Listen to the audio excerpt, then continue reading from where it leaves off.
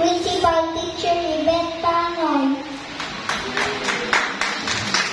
Dear teacher, fellow classmates, ladies and gentlemen, good morning.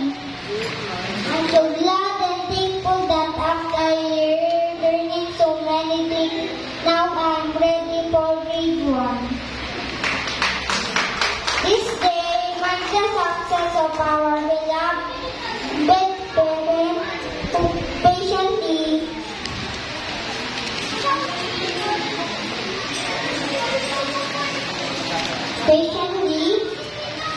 This day marked the success of the teacher. This day marked the success of the teacher. To our beloved parent who This day marked the success of our beloved teacher.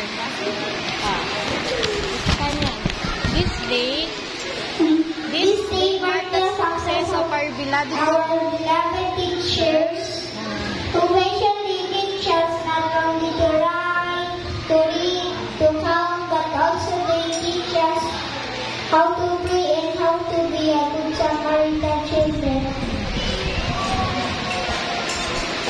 To our beloved parents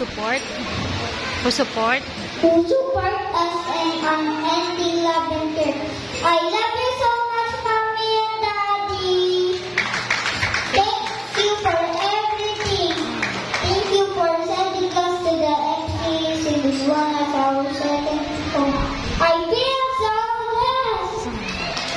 Not to forget my beloved school, my dear alma mater, the Maranatha Christian Academy, which has taught me the way a child like me would go by acknowledging God above all.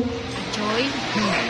A joy to my fellow classmates who are with me in learning. And above all, mighty God. And above all to our mighty God. And above all to our mighty God.